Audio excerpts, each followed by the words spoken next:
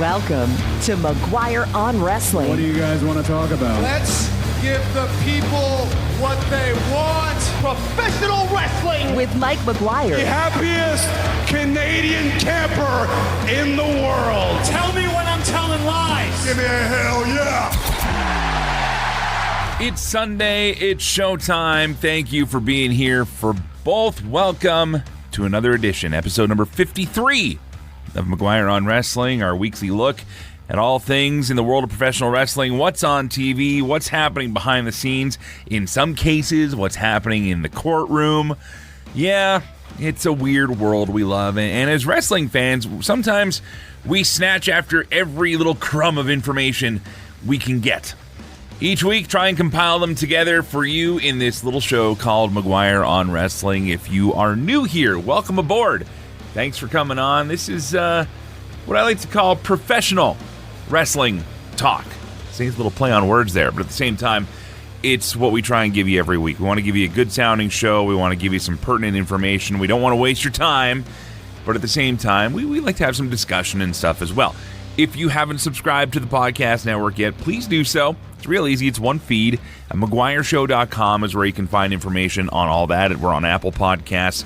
We are on Google Podcasts for the limited time that Google Podcasts remains. That was a short-lived dream, I guess, by the folks over at Google, but we're still there for now.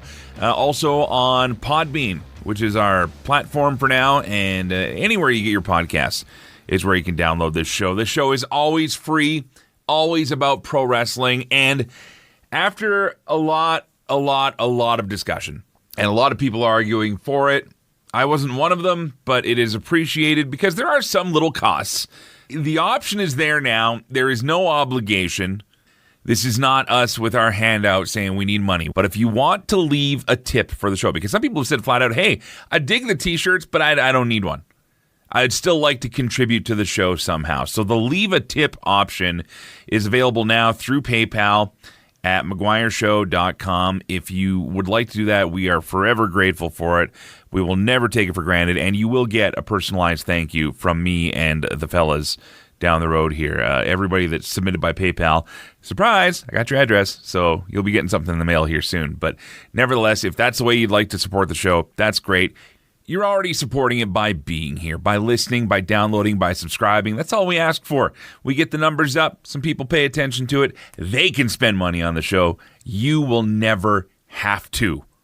That goes for any extra content, any little bonus shows that trickle in once in a while. Myself and Joe Aguinaldo doing our John Cena movie reviews. We've seen a movie. If you haven't checked those out yet, go back in the feed and give them their listen. They're a ton of fun. Joe and I taking John Cena movies as seriously as you can. And coming up later this summer, we're going to be auditioning for a new show to join the feed. So if you're a podcaster out there, you think you got the stuff, you think you might have something you can offer Team MOW, then be listening for your chance to do that. Get on the platform, get the word out, and it's going to be a ton of fun. If you don't know, I am based out of southern Alberta, Lethbridge to be specific. It's a town just south of Calgary. Core population, about 100,000 or so, and a very, very vibrant pro wrestling community. Last night, as almost a last-minute booking, well, it was. I got called the day of, saying, hey, can you come help us do some backstage or some mic work, some in-ring interviews? I said, yeah, absolutely. I had the night off, so I got called in by Pure Power Wrestling, which is a great little indie promotion down here in Lethbridge. It was a very local show last night, a lot of local roster, some Albertans in from different parts of the province as well, but just a fun show. And I would venture probably about 300 at least, which in a city of 100,000, that's pretty good. I mean, there's shows in bigger markets that are happy to get 300-400 people show up. And this is on the reg. Okay, like 300-400. I would even say 400. It was a packed gym. It was a very, very busy gym that we were in. But nevertheless, great show, tons of fun, and got to meet some more of the local crew who are all just trying to do what they do, live their dream, ply their craft, have some fun, do the wrestle. So a big shout out to them, purepowerwrestling.ca if you're ever in southern Alberta. Plus, I've also got a double booking this weekend. Going to be hitting the road with Canada's Wrestling Elite. Going to be up in Calgary on Friday, May the 10th, and then in Medicine Hat, Alberta on Saturday, May the 11th. A couple shows there. I'll be doing some announcing and some other work there. So if you are in either of those cities, look up CWE Canada for Canada's Wrestling Elite, and that's where we're going to be. And then, of course, the big one for me is coming up a little bit later down the road here as Dungeon Wrestling continues to have great success with shows, great fans in Calgary showing up to all the shows. And our next event, Slampede, is going to be happening on Friday, June 21st from the historic Victoria Pavilion in Calgary, Alberta. Tickets are on sale now at dungeonwrestling.ca. We had Matt Cardona lined up. He had the pec injury that happened. So now, in his place, we've got Dirty Dango, who was actually very, very strong in an earlier title challenge with Dungeon Wrestling. He's coming back for a shot at the Masterpiece, Chris Masters, and the former Enzo Amore.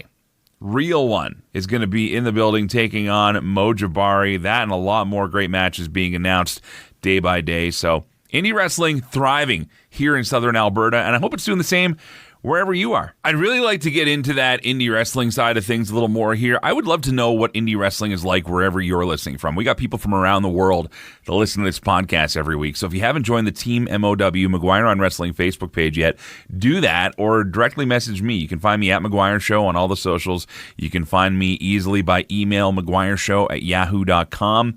And we'd love to hear from you. AEW is even coming through Alberta this week there in Edmonton.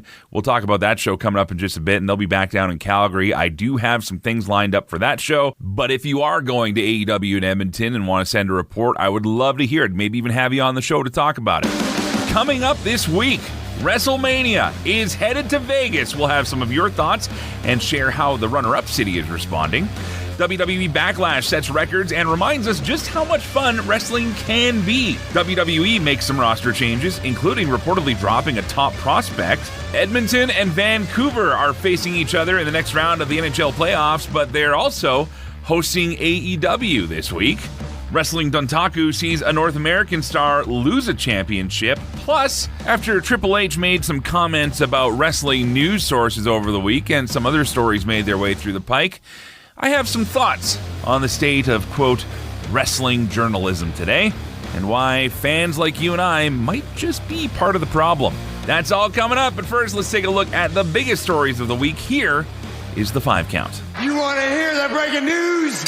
The big announcement was made yesterday during the Kentucky Derby airing that WrestleMania 41 will be headed to Allegiant Stadium in Las Vegas, Nevada. In case you've been living under a rock, Professional wrestling is electrifying once again. WWE is on fire right now.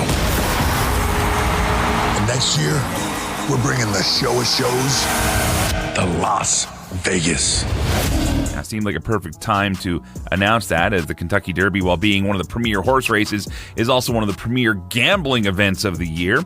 So having WrestleMania in Vegas makes a lot of sense. This time around, though, WrestleMania will also be shifting down the calendar a little bit, this time happening in late April, the 19th and 20th, which is also Easter weekend for those who celebrate. Until recently, Minneapolis, Minnesota was considered the frontrunner, with city officials all but naming it as an upcoming event to the state. Wendy Blackshaw is the president and CEO of Minnesota Sports and Events. She had actually been a part of the bid for Mania, but then told the Minnesota Star-Tribune that they were informed by WWE that Minnesota would not host WrestleMania in 2025 due to a change in direction by new ownership. Although disappointed, we are in discussions with WWE about future events in Minnesota. We are optimistic that Minnesota will host WWE events here in the future. While Vegas may be a record setter in many ways, as it's one of the easiest places to get to, built to hold events like this, and may actually be one of the more affordable trips for fans to get to. WWE has parted ways with some more talents this past week. While several talents in NXT were mostly still in development, a couple of names that came up were once main roster star Drew Gulak, who had also served as a producer, and Olympic gold medalist Gable Steveson was also reportedly let go. Now, at the Backlash post-show press conference, Paul Levesque said that Gulak wasn't released, but his contract wasn't renewed. There was no news about Steveson at the time, but Steveson is a bit of a shock, as he had been touted numerous times as someone who could fill the similar role of a Kurt Angle, or maybe even bigger. I mean, Kurt Angle had a gold medal career turn into an amazing pro wrestling career, and a lot of people thought it might happen for Steveson as well. There were reports that he was considering jumping back and forth from WWE to amateur competition, but he did miss the amateur eligibility to compete in the next Olympics. For all my fellow Albertans, including those in my adopted hometown of Edmonton, Alberta, AEW Dynamite will hit Rogers Place this Wednesday night with a live broadcast, followed by a Rampage taping. There's also going to be a lot of tickets available. As of now, anyways, there are still hundreds of tickets up for grabs, as AEW tends to do. They are lowering ticket prices for numerous sections. Now, the show has an advertised main event of Adam Copeland defending his TNT Championship against the House of Black's Brody King. This will be AEW's second visit to Edmonton since the company launched. They will be in Vancouver for Collision next weekend and then return to Canada this July for a visit to Calgary during the Calgary Stampede. It's unknown how the NHL playoffs are going to revolve around this. Very, very interesting. I don't think anybody saw Edmonton, Vancouver as being the round 2 series when the season started. But for us Canadians, it's very exciting. Sorry, Leafs fans. Speaking of AEW, the main event for their Double or Nothing pay-per-view has been set. Swerve Strickland, his first pay-per-view defense of his title, will come in the form of Christian Cage. Double or Nothing will take place on Sunday, May 26th, which is part of the Memorial Day long weekend in the U.S. Also announced for the pay-per-view include Roderick Strong defending the International Championship against Will Ospreay. Timeless Toni Storm defending her AEW Women's World Championship against Serena Deeb. And Willow Nightingale defending her TNT Championship against Mercedes Moné, who is expected to be cleared to wrestle by the show. And wrestling's most wanted man, Nick Nemeth, has lost the IWGP Global Heavyweight Championship after 71 days. Nemeth lost the title back to David Finlay at Wrestling Dontaku last night. Now, Nemeth isn't completely without gold, as he is still a champion in an indie promotion, which he defeated Matt Cardona for that title in the once-fabled Zack Ryder, Dolph Ziggler dream match coming true. And he also just recently won the AAA Mega Championship, which was vacated by El Hijo del Vikingo due to injury.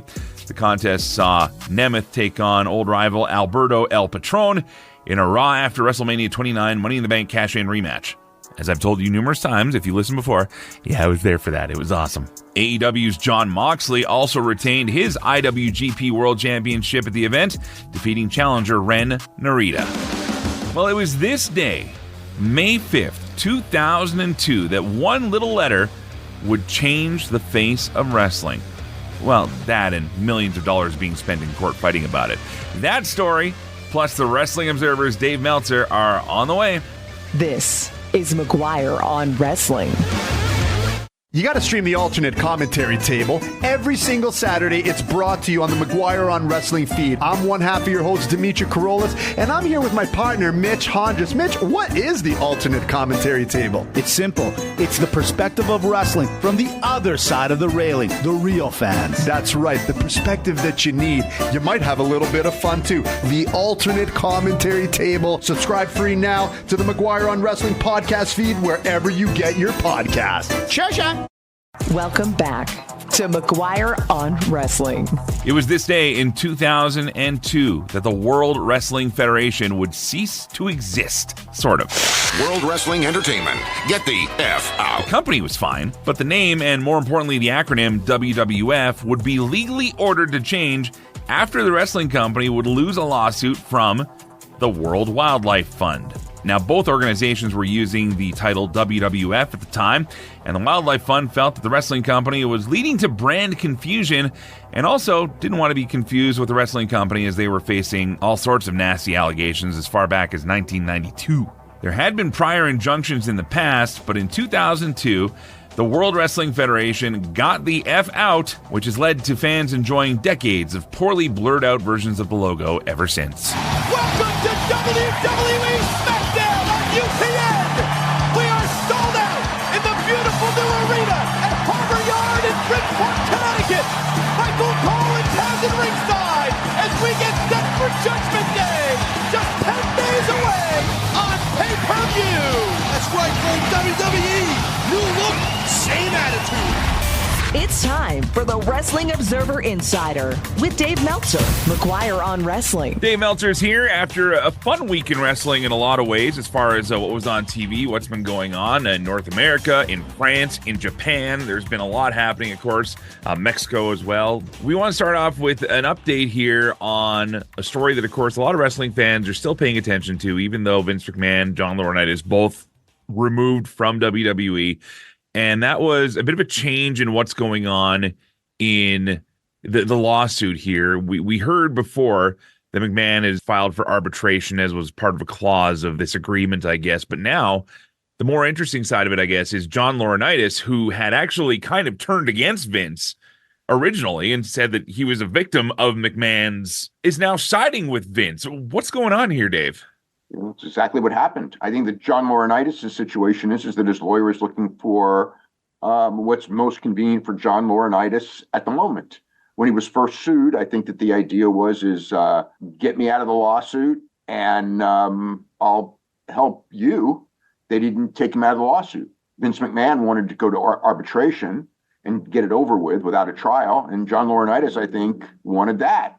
So he thought that probably the best thing to do, and maybe him and his lawyer saw the lay of the land and thought that maybe at first it was a real scary lawsuit, and maybe they're thinking maybe it's not so scary, so they'll side with Vince. It's hard to say. I mean, it's just like it's situational. John Laurinaitis is looking to protect, and his lawyer are looking to protect John Laurinaitis. Mm-hmm. And whatever is convenient, that is what they're going to do, as we've seen. This flip looks really bad for him, though. When Janelle Grant filed the case with John Laurinaitis as one of the defendants, they expected John Laurinaitis to be with Vince McMahon and side with Vince McMahon. And the fact that he didn't at first was, something that probably surprised them. Now they're back to where it's exactly where they expected it, but they feel that they can pretty much discredit John Laurinaitis because of what his lawyer said first. So it's a pretty big flip, to say the least. It's a major flip. It's a major flip. And obviously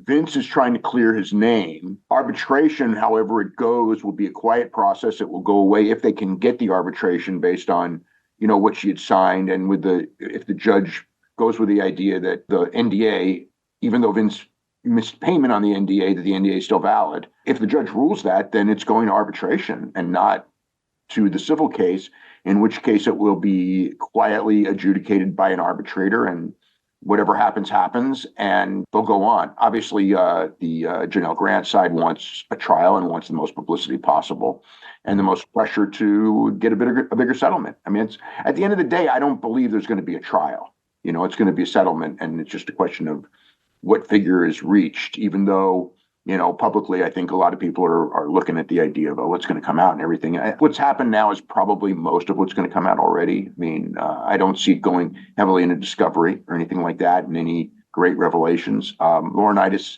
his response could have changed it, and it changed it in some way. I mean, it does help Vince McMahon without a doubt. Mm-hmm. Well, one of the most important things to remember about all this, as people obviously want to talk about this case and have their opinions on who's right and who's wrong, is that this is still in its infancy, in its basis. This is a money-based lawsuit, right? Like, this isn't jail time. There's no criminal charges. There's no criminal charges against Vince. Vince isn't going to jail over any of this, right? No.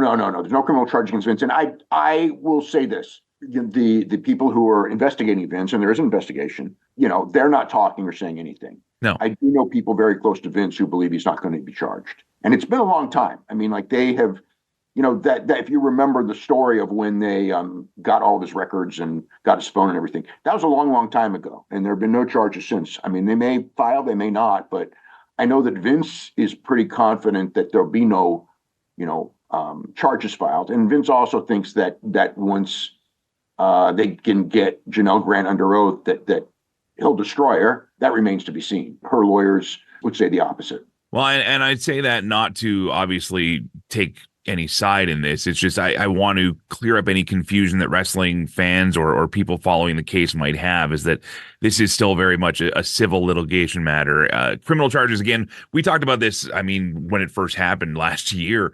I just don't want that question being confused with someone saying, oh, well, Vince is just worried, it's just a money thing. it is still very much a reality, but we don't know until, like you said, until they say something one way or the other. So, yeah. We talked about this just before the segment started here on a different WWE legal plane. Talk about apples and oranges here. But it was this day 22 years ago that WWF officially got the F out and WWE became a thing, Dave. Your memories of that time? And I mean, we've already talked a little bit about the World Wildlife Fund, the lawsuit, the confusion, all that stuff. But I mean, as far as literally changing the face of a brand here, the company itself didn't really change, but it was kind of the end of an era here with that name change. Or was it that as impactful? It was never a big deal to me because, I mean, they went from WWF to WWF. Right. Nobody really noticed. And I mean, this people noticed. And at the time, it was this big outcry. But I mean, as far as popularity and things like that, it had zero effect on anything. You know, the company is the same company. If it was called WWF or WWE today, it'd be like literally no difference. Right. So it's just, they did a pretty good branding thing as far as, you know, when they made the call, they promoted their get the F out thing. And then it happened. And it's like, it didn't make the company more popular, didn't make the company less popular. The company's popularity is going to be based on what they're presenting to the fans at that time and how much it clicks. And the name is irrelevant past the point. It's the company, the company that has Raw, the company that has SmackDown. You know what I mean? If they lost Raw and SmackDown or something changed there, that would be a real change. This was just a letter. And, nobody missed a beat, really. Let's talk about more present day stuff now. And speaking of WWE, another big successful weekend for them as they wrap up their European tour with the big WWE Backlash in France. Did you get a chance to watch the show yet? Oh, yeah, of course. Yeah. Your thoughts overall?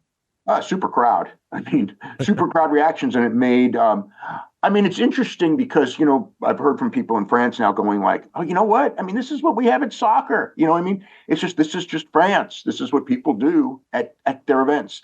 But for a pro wrestling, major event, I think it was one of the, SmackDown and the shows, Backlash. I think it was like two of the greatest crowds they ever had. And it made for, once you had that crowd, the show was a can't miss. And the first match and the last match were excellent matches. And the women's three-way was really good too. So, I mean, as a 3-hour show, it was one of the better shows they've ever done. I mean, they had a great main event with Cody Rhodes and AJ Styles and a great tag with Solo and Tama Tonga against Kevin Owens and Randy Orton in a street fight.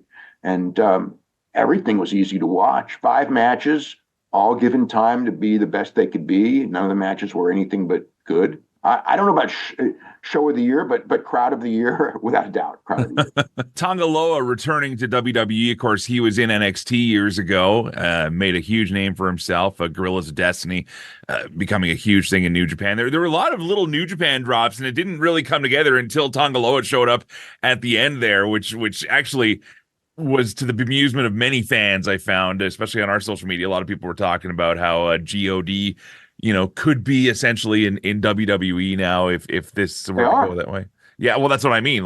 Could they actually go that far? There were a lot of New Japan drops here. Is that something you think that the WWE is planning now? Maybe a little more open relationship? They've already been. That was the weirdness where they wouldn't do that. That was all Vince. And even with Vince, they name dropped New Japan often. With AJ and other people. It wasn't Carl Anderson and Gallows. They mentioned how many times they held the IWGP tag titles and everything. So but with Paul, it's going to be more, because Paul is not Vince and Paul is a wrestling fan. And because of that, he accepts that there's other companies.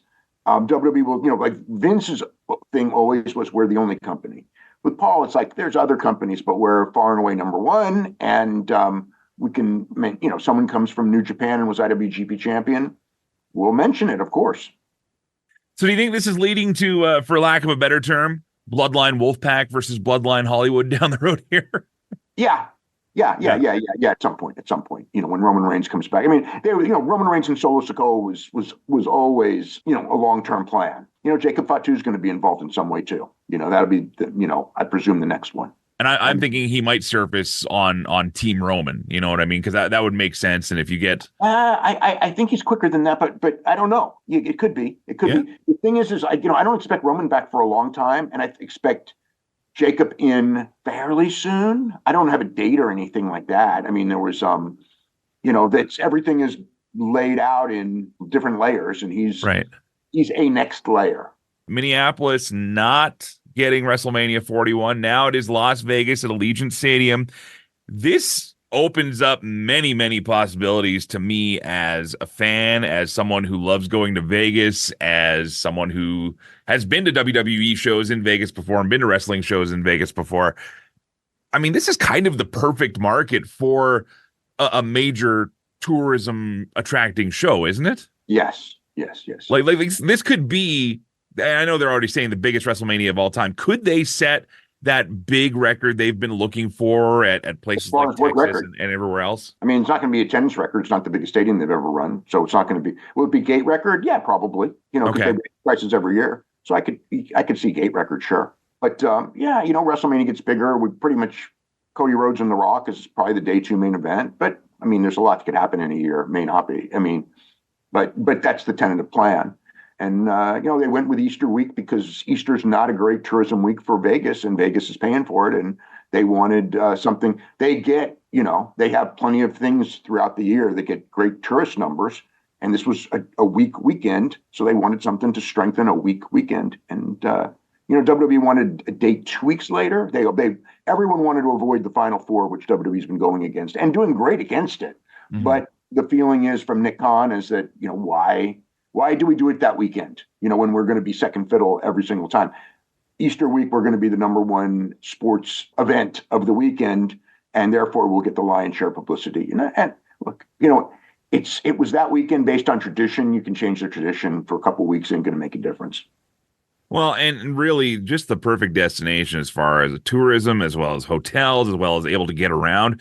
Yeah. I mean, the only thing that scares me is, I went to Raw in Vegas once, and it was chaos getting in and out of that. So I can't imagine what having that many wrestling fans in Vegas is going to be like. But I'm looking forward to it either way. I've been to shows. Actually, I've been to shows in Vegas for decades. Yeah, it was at the Raw in Vegas that had the Festival of Friendship with Jericho and Owens, and then Bayley winning the Raw Championship that night, and it was just hectic. I loved it. I love the energy of wrestling fans, especially in the southern United States. I find I don't know, somewhere going around your part of the country there, people just seem to have a lot more energy and a lot more fun when it comes to that stuff. But not like us cynical Canadians up here who are always sarcastic about everything. But let's go down the list here. WWE also.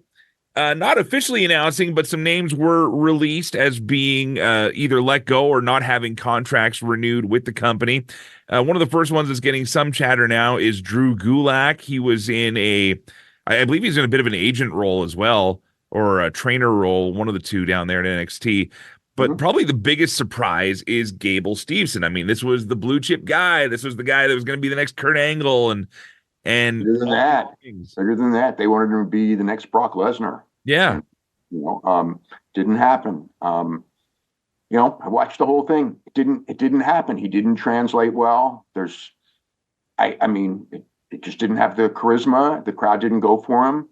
They tried. It didn't work. He had a huge contract. It was, it's like they gave up. I wish they'd given up 2 months earlier so he could have gone for the Olympic team. That timing was pretty bad. And I had always, it's funny with Gable Steveson, because of things that family members had said, including his brother, and things he had said on different things. And I know that in his heart, he wanted to do stuff in amateur wrestling that nobody had ever done.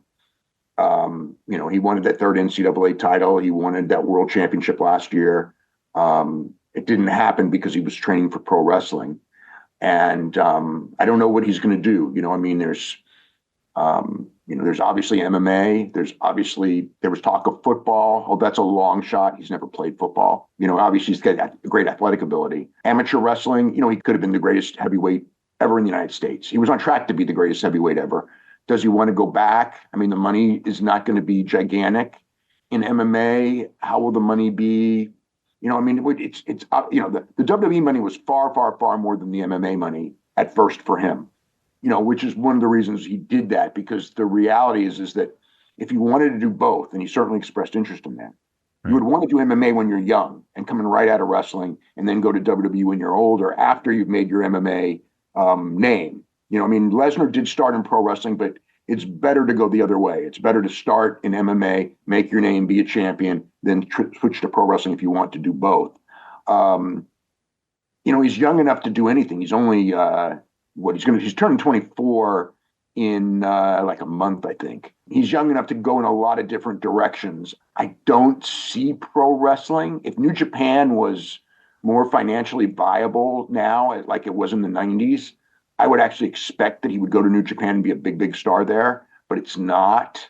AEW, I don't know that. I don't know where Tony Khan would fit on this one, but the fact that WWE would cut him tells me that from their standpoint, it's like if WWE had invested so much money in him and so much time in him and felt that he wasn't going to cut it, then he's probably not. I mean, not everyone makes it in pro wrestling. Right. There are amateur greats that were not good pro wrestlers. There are amateur greats that were fantastic pro wrestlers. It was such a surprise, I think, because of that amount. And I realized a lot of it was still in the Vince time, but there was a big effort numerous times to get this guy over with fans. Then he did have some matches on NXT, but can it be charisma is the only factor, you think? It's a main factor. I mean, I think it's interesting because I think when it came to NXT, which is a lot more of a small, hardcore audience than WWE at large, I think that the arrest that he had, you know, sexual assault arrest when he was 19 years old, long before they signed him.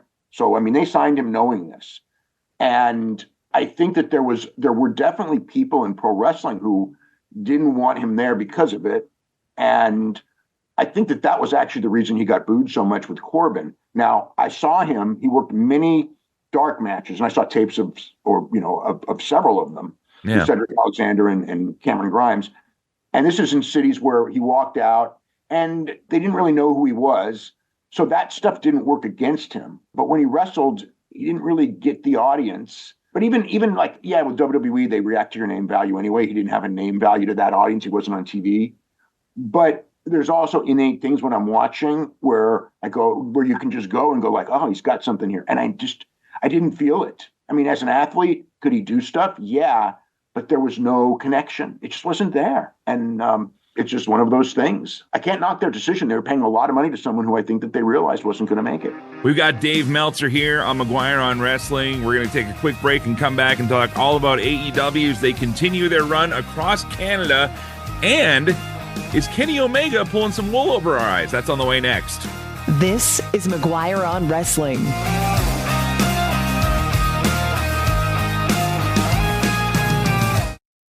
Welcome back to McGuire on Wrestling. We're back on McGuire on Wrestling with Dave Meltzer from the Wrestling Observer and WrestlingObserver.com. Dave, we covered some of the WWE ground. Let's move over to AEW here this past Wednesday. Dynamite was back at the Canada Life Center in Winnipeg, Manitoba. Great wrestling city, great wrestling fans. I was sad I couldn't make it to this one. I was there last year for it, and it was awesome.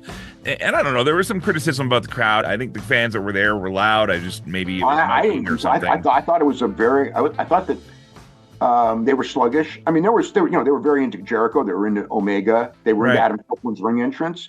But I mean, really starting off with that Adam Copeland Buddy Matthews match, I thought they had a really good match, and I thought the crowd just really struggled with it. In hour 3, I thought the crowd was really tough. Like Kyle O'Reilly and Roderick Strong that late in the show. I mean, and again, 2 very good wrestlers, but numbers-wise, it was bigger than most of their crowds, but I didn't think that it was a great reacting crowd. To me, if I'm a TV producer, I'd rather have 2,500 fans going crazy than 4,100 or 4,000 being quiet. Well, we saw that with Backlash in France, right? Like there's 11, 12,000 people there, and it sounded 11, better than 40,000. It really was. One of the big things that stood out for me on this show, though, and we've been talking a lot about him, wishing him nothing but the best in his recovery, but Kenny Omega, of course, making his appearance, talking about what he's been through with his injury, talking about the seriousness of the diverticulitis and what could and couldn't happen as far as him returning to the ring. But then everything shifted when some actual physicality occurs. Now, my wrestling storyteller brain says, okay, this is the story of a great hero who is going to stand up and fight against anybody who's trying to take him down no matter what. But my following wrestling and pro sports and knowing physical liabilities and whatnot, if Kenny's getting physically active in there and there's a beatdown angle and everything else, is this perhaps a sign that he's doing better than maybe we think he is? Well, here's the deal. He's obviously doing better, but he still needs the surgery. So there's still another setback to come. But is he doing better than he was months ago? Oh, yeah, for sure. Can he avoid the surgery? I mean, every indication I have, and, I'm in contact with him, pretty often. Yeah. I don't know a surgery date, but every indication I have is that he's probably going to be surgery and then he's got to recover. And it's not a lock he's going to wrestle again, but, Lesnar wrestled again and other people have. And, he's got that ability and they're sure, look, they shot the angle with Okada. We're expecting Omega Okada, just a question of when, not if. So yeah. I expect he'll be back and hopefully he'll be back and he'll be as close to the old Kenny Omega. I mean, look, Lesnar came back and I know Kenny's was actually worse than Lesnar, but there are people, who have had this. Harry Smith, he had something very similar. And he actually was back pretty quick. This situation was worse, but Harry Smith's out there working All Japan Champion Carnival right now. Harry had the losis, not the lightus, which was a big difference in that factor, but he also is a freak. Like, he's one of those freaks too, and Omega is too. So Omega's a freak too. Yeah, we'll see what happens here. And Omega did say, give me a couple months in the promo. Yeah, it's not going to be any, because if he has the surgery, we're still talking a couple months after surgery. And even if he doesn't, it's still months away. I mean, I don't want to say, all in. Of course, all in would be the perfect time for it, but whether he can make all in or not, I don't think anyone has the answer to that one right now. Again, wishing him the best here, but as soon as things actually got physical, I was really surprised. I was surprised he did as much as he did. To see how well he was moving. Yeah, exactly. Yeah, he moved well, and I thought the angle was fantastic. I really did. I thought they did a great job. Everyone involved in that angle. The problem is it's like one of those angles where, okay, you've shot the angle, but you can't pay it off for months. It's not like, okay, next week the guy's going to come back for revenge, on the next pay-per-view. I mean, that's not happening. Swerve Strickland has Christian Cage down the blind here for his first pay-per-view title defense as world champion. Is this the right way to go, Swerve? It almost feels kind of like a bit of a slow build for a new champion. Well, you think Christian's going to win the title? No. I'm thinking that Swerve's going to win, but I'm thinking, is this the right way to go with him? Because there wasn't a ton of heat until all of a sudden Christian just showed up. You know what I mean? So it wouldn't be my pick. And again, I think Christian's fantastic. I think he's done a great job in AEW. I don't know. I feel that like first world title defense, if the company was like WWE and it was on fire, then I'd go, hey, great, we're going to get a great wrestling match. But it's not. And I don't know that Christian is the guy who should be the challenger in the pay-per-view main event. Yes, you people will look back and Kenny and Christian did a great pay-per-view number, actually the biggest in history, but that was CM Punk. It wasn't on that show. Of course you could do that, right? Yeah. Of course you could do Kenny and Christian. It's fine. This show, I mean, they may do Anarchy in the Arena. I mean, they're going to do something like that with the Young Bucks and FTR, obviously, but and other people. But I just thought Swerve needed someone. I don't want to say a bigger name, but just a different name. It just wasn't. I don't know. It didn't click for me. That's all I'll say. It didn't click for me. Side note here, is AEW putting more precedence on Moxley being IWGP champion than Swerve being world champion right now, you think? No. You don't think so? No, Swerve's there every week, and they're pushing. I mean, Moxley did get a TV title match with Hobbs, but it's not like he's. I would expect Moxley's on the pay-per-view, probably defending the title against somebody, maybe Jay White. There was a little hint there, but it was just a little hint. And that's another good support match. But no, I mean, I think Swerve's the one who they're pushing the hardest. They had him, they had that show, on Saturday where they had the largest opening audience that they're going to have probably all year, and it was Swerve's promo. And they did that by design, obviously. AEW continuing across Canada this week. They are just up the road from me in my hometown of Edmonton, Alberta. Dynamite and Rampage going to be up there. Now, I've been watching the ticket prices. I've been watching the seats very closely because I was actually going to see if I could take Thursday off and go up Wednesday night. But unfortunately, the schedule is not allowing it. But I will be heading to the Calgary show in July. So I'm just curious, though. Tickets have been reduced. Edmonton Dynamite this week. Is this pretty much what AEW can expect out of Canada now, you think, this go-around after the first go-around and how that went? I guess so. Winnipeg was down, Edmonton's down. That's what they do is they open with high ticket prices, and then as the show approaches, they lower them. And we'll see how well that works. The advance is, I think it's like 3,600 the last I looked, which to me, it's kind of like what they're doing now. I mean, it's, if I judge it by a year ago standards, all these advances are really disappointing. Mm-hmm. This is probably higher than it's higher than more than half. Vancouver's doing great, but most of them there's a lot in the 2,200 range. I look at those advances and it's, we're waiting for that sign that AEW has hit rock bottom and it's turning around and there's momentum. And I'll let you know when it's there. Believe me, it still hasn't happened yet. What really blows my mind is up here, and I think you understand, but especially a lot of American fans or international fans, they don't realize the impact that the Stanley Cup playoffs have on Canadian major markets here.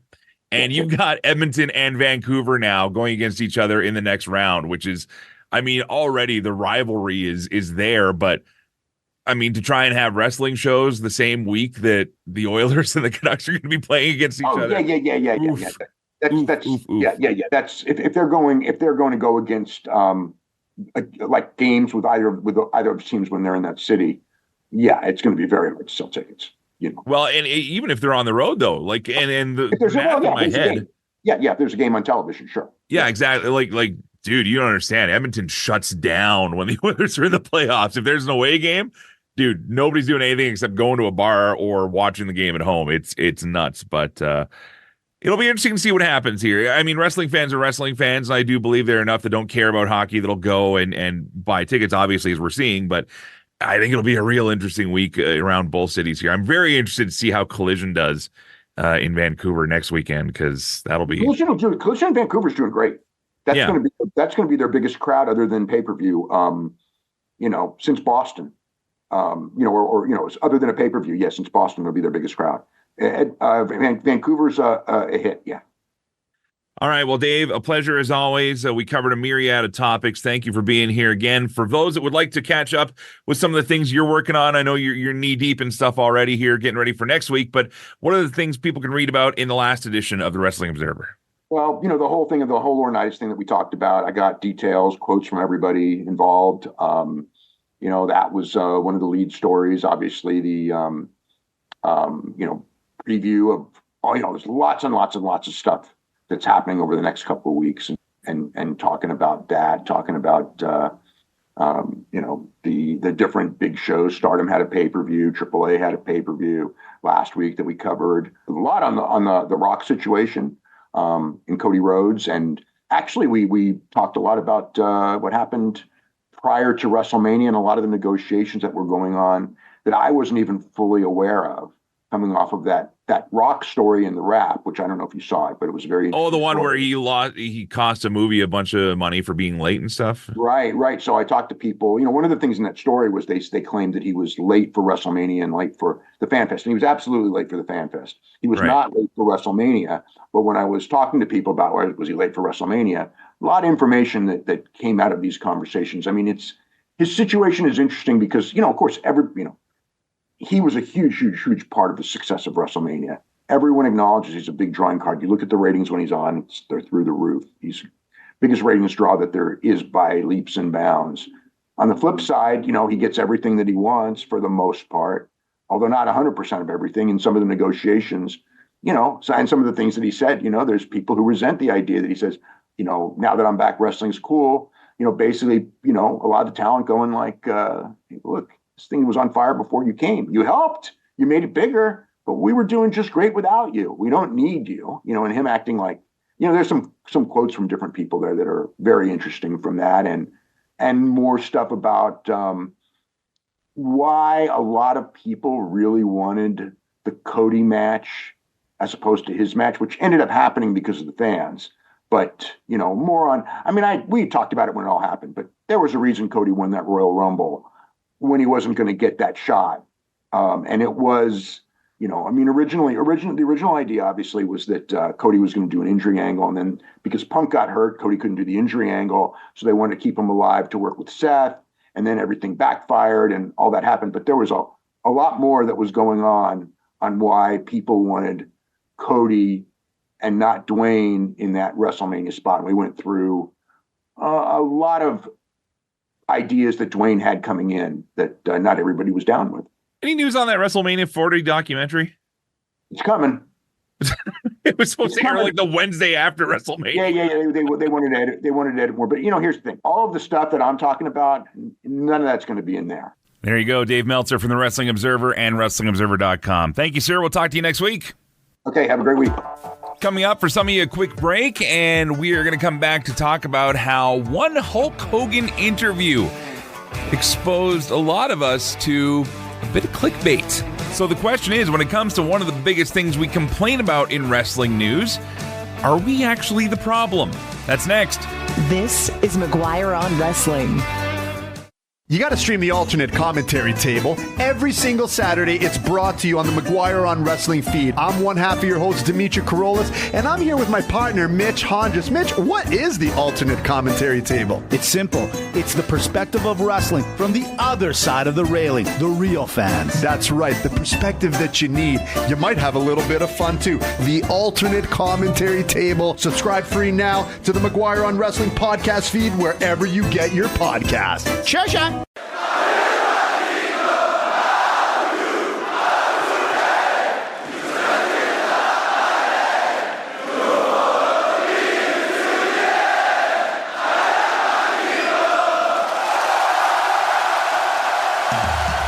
Welcome back to McGuire on Wrestling. There's one thing about these international shows, and whether it's the culture or whether it just happens to be that night or the show, those wrestling fans, they always give us something to look forward to, don't they? That was the crowd in France, if you didn't watch Backlash, well after Cody's music had stopped playing, finishing the song. Forget about the story. We're going to finish the song. And 11,600 French coming together to belt out the words to Downstate and Kingdom, which is part of the fun of wrestling these days. It's part of being the show. And then you let the wrestling entertain you, but you get to have fun while the guys and girls are coming out, which is a great thing. Some people aren't all for it. I get that too. It's about entertainment. It's about having fun. That's what this is supposed to be. It's about having fun talking about wrestling. It's funny. I have a media background. I have a journalism background. I've written breaking news stories on a local and on a national level. But I'm not a news guy. Not by trade anyways. And I don't want you to confuse this ever with being a news show. If anything, I would consider this show to be somewhere in the mix of a talk show and a news magazine show. We'll look at the stories. We'll have for a little bit of chatter about it. But in the end, I'm not going to tell one side of the story over another. We're going to tell both sides. Let you decide, but hopefully you find the conversation about it engaging. That's why I have Dave Meltzer on every week for a conversation. If he's not around, get somebody else on that's got that level of knowledge, that level of expertise. Whether you agree with his opinions on this show anyways is largely irrelevant, because if you've noticed over the last year that I've been doing this show and when I was doing the old show, we don't get into opinions there. We let you form your opinions of what you like and what you don't like. You might hear me say, hey, I didn't like this, I didn't like that, but I'm never going to tell you that you shouldn't like it. The one thing I've learned since entering the foray of wrestling podcasting on a full-time basis and wrestling opinions and wrestling journalism, if you want to call it that, is that there are some people who feel very, very adamant that their opinion is what matters. And what's even worse is sometimes they will let that seep into what they, quote, report as fact. And this past week, I'm going to go ahead and say Hulk Hogan got a raw deal. I'm not saying that Hulk Hogan has always gotten a raw deal, and I'm not saying that Hulk Hogan is the greatest human to ever live. We've all seen and heard evidence which would lead us to the contrary. Me, I don't know the guy personally. Met him once at a meet and greet on my birthday. 15, 20-second grip and grin. Smile, here's your signature, here's your picture. Bye. Would I love to have him on this show and chat with him? Sure. Would I ask him the hardest hitting questions? Probably not. Probably not. And also, I would know that with some of the answers I'd be getting, based on his track record, a lot of the answers would probably be skewed, probably be creatively remembered, and that's okay. But I found it very interesting this week that an interview he did with a religious broadcasting organization, the 700 is what they're called, garnered so much attention from not just wrestling fans, but so-called legitimate wrestling news sites. All right, some which I used to hold in pretty high regard until I found out how they were run. Others, I think, did the right thing in ignoring it. Or they said, hey, take this with a grain of salt. But who I really have to thank in all this is one of you. That's Matthew Smith for helping find the real story here, because I had seen this clip as well on the A&E special. I believe it was the Roddy Piper biography, or was it the Rivalries? Either way. And in that A&E special, Hulk Hogan said this. The news came that he passed away, and I felt like I got shot in the chest with a cannon, and it kind of like knocked me off track for a couple of days. And then all of a sudden I get this voice message. It was really weird because either my phone was messed up. Sometimes you'll get a text message at that night when it was sent to you in the morning. I saw the light. I'm walking with Jesus today, my brother. Walking with Jesus, loving you and praying for you. And it really spooked me out, like, alien thing, like Close Encounters is just crazy to get a voice message from somebody after they passed away. And especially for him to say, I'm loving you and walking with Jesus, my brother. Just loving you and walking with Jesus. I was like, wow. Totally screwed me up. Now, fast forward to the 700 interview where Hulk Hogan tells the story again. And this time, he said it this way. And all of a sudden, he passes away. And it was an A&E special about Roddy Piper. And the very thing, when they get ready to go to credits, it wasn't a text message, but it was a text message that was a voice message on the text. So he must have. But this text message came in 2 days after he died. And the text message goes, I'm just loving you, my brother. I'm just walking with Jesus and loving you, my brother. I was like, he would have never said that when he was here. So kind of the same story, but kind of not. A few words switched around. But if you listen to both of them, the gist of it is that Roddy Piper had sent a voice memo as a text message, which you can do on a cell phone, to Hulk Hogan, and said what he said in the quote. That was Roddy's voice. Nobody's disputed that was Roddy's voice ever. Now, if you've ever sent a text message from somewhere remote, do you know what I mean? Where you're maybe not getting as many bars as you should and your messages aren't getting through. You know how annoying that can be, let alone if you're sending something with higher data like a voice memo or a photo or heaven help you, a video, right? These texts can take forever. Now, I don't know where Roddy was. I can't speak for him. Maybe Hogan's phone was the one out of order. Who knows? But in both those stories, that's essentially all he's saying, is that 2 days after Roddy Piper died, he got a voice message from Roddy Piper. He never said from beyond the grave. And there were a litany of wrestling websites that ran with that as the lead. Hogan claims he received a voice note from Roddy Piper beyond the grave, okay? Websites in Canada ran with it. Websites in the States, everywhere ran with it because it's clickbait. It's easy. Hogan's controversial. He's done a lot of crummy things. Oh, this is another BS thing Hogan has said. I'm not defending Hulk Hogan. What I'm saying is that we, as consumers of this, need to be better at vetting this stuff out. Because it's when we jump onto this negativity, we end up spreading it to our other wrestling fans who make it more negative and more negative and more negative. And just, why? What's the point? You know what the point is? Clout. It's to be right. Look, I've met wrestling fans that will tell me how they're in passionate arguments with people online about what's right and what isn't. People they've never met, people they probably would never talk to face to face in such a manner. But they want to be first, and they want to be right, and they want that all-important word, clout. Guys, wrestling fans aren't ruining wrestling. Wrestling clout is ruining wrestling. Okay, there are controversial figures out there that have very vast opinions, and they're all entitled to them, especially the ones that have been in the business for a long time. But if you're a fan, don't turn wrestling into your martyrdom. Don't turn it into the flag that you have to live and die by. And like I've said before, don't use it as your moral compass. Be yourself. And ask yourself, what am I doing when I spread this negativity about something I supposedly love? Okay, terrible things are happening in pro wrestling. Terrible things have happened in pro wrestling. Terrible things happen in the world. I'm not saying ignore them. I'm saying pick your battles and don't give in to other people's desires for the clickbait, for the clout. You know what? If you're not right about something, it's okay to say you're wrong or you didn't know. I do that all the time on this show. And I'm putting this down on the record here so you can listen to it and hear Mike McGuire say, you know what? I was wrong about this, or I didn't get this. You know why? Because it's just wrestling. It's just entertainment.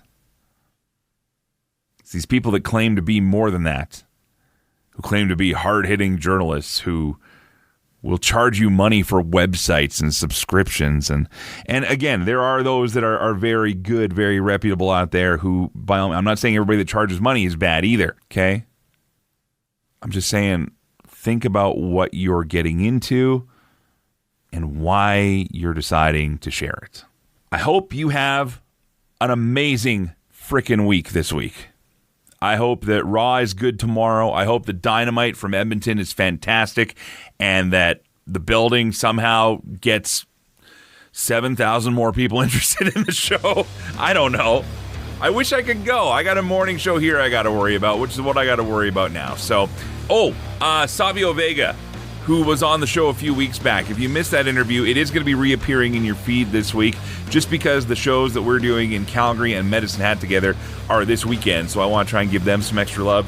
Other than that, though, it's business as usual here. Until next time, thank you for listening and letting me do what I do. Till next time, play safe, drive safe. Be seeing ya!